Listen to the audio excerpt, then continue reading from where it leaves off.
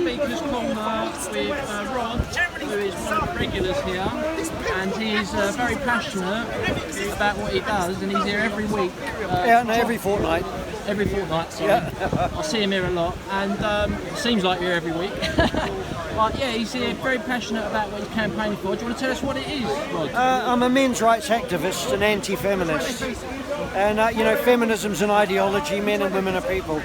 And most people don't have any idea about the corruption of feminism and the amount of money that these feminists get to do with domestic violence and all the rest of it. And none of it has ever been followed up or audited or anything like that.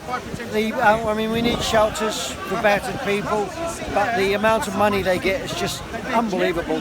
And of course, our whole establishment is very much run along feminist lines and anything that's politically correct, critical theory, all that crap.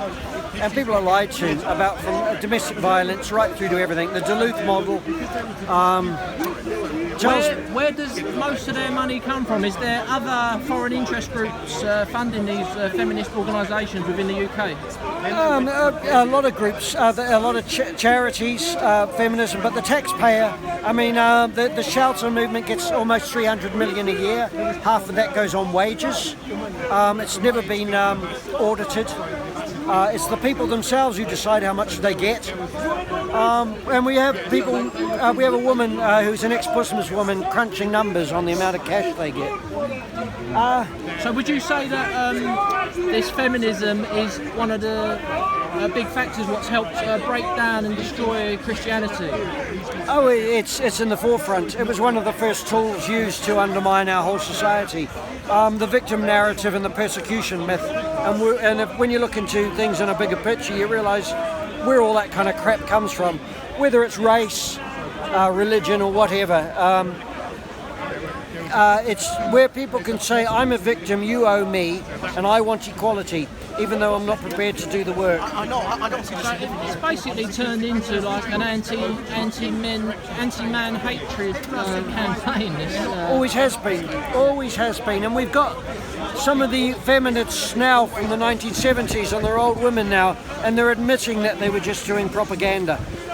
And it's affected their lives as well, which that doesn't really matter. But especially pushing abortion and pushing, the sexual revolution and all this stuff. And now they're old girls. One of them's become a Catholic. On the Lotus Eaters, Carl Benjamin talks about it on one of his recent things about what one of these feminists is admitting to. And the damage that she alone has done is unbelievable. So you would agree that it's had a big factor in the evaporation of a Christian society, and this is obviously a knock-on effect in people not having any kids, i.e. women don't want to have kids. Do you think there's a link to feminism with that? Oh, very much so, but then again, when a society gets wealthier, they do tend to have smaller families, because a woman chooses not to be a baby machine anymore and wants to do some things in her life, which is fair enough. But there are some women who want to have families in our culture, in Western culture, and they get criticised for it. No other culture does get criticised for it. And the anti-white man rhetoric is just boring now, and it never seems to let up. And the feminists, they'll talk about the rape culture, but they won't actually talk about real cultures that actually are involved in rape. They won't talk about Rotherham, will they? Oh, absolutely not. This is what actually put a lot of people off feminism. And there's a lot of women now who are smart bunnies, who know their stuff and they're educated, and they're sick to death of feminism. And recently there's been a really bad, serious crime, a serious murder of a woman being poured with petrol and set on fire. She ran down the street and burnt to death in somewhere up north somewhere. Where was it? Bury, I think. I never heard of that. Yeah, it was recent. It was about 3 weeks ago, and there's not a word from the feminists about it. Because why? Because it's an Asian family, possibly Muslim family. Yeah. Well, they've got the victim stack, and if you're on the victim stack along the way, you can do what you bloody like. And then the reason they blame men and white men because we have a conscience. There's also another incident. The leader of the Labour Party in Oldham, they promoted an Asian lady, a Muslim, and her car got firebombed recently. On top of this woman being burnt alive in the middle of a UK street, the feminists are saying nothing about it, and she's being targeted by the Asian, Pakistani or whatever community they are, the Muslim community, because they don't want women in prominent positions. As simple as that. And the feminists are quiet. They should be screaming and jumping up and down, but then again, they're all protecting their extremely well-paid jobs. Yes. They don't care about women. Most people don't realise feminists don't actually like women.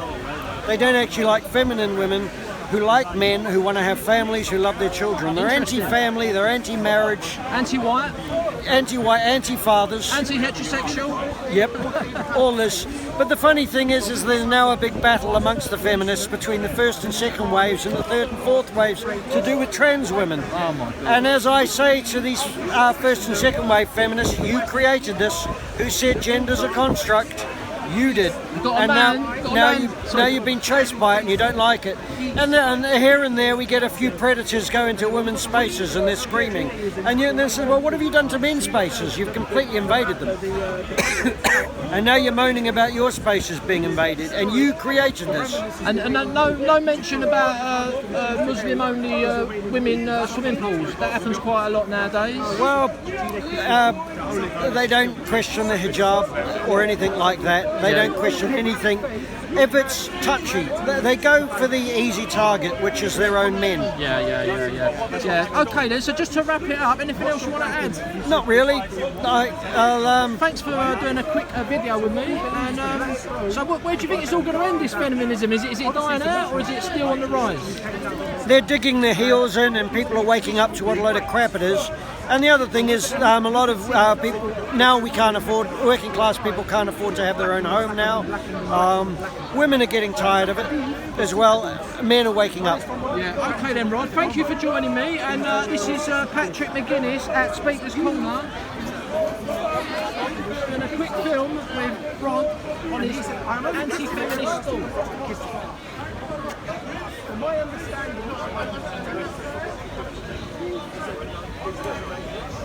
understanding, it doesn't benefit me. Lots of effort has gone into these little posters, so I feel that I should try and get them out there for him. The Black Stone basically witness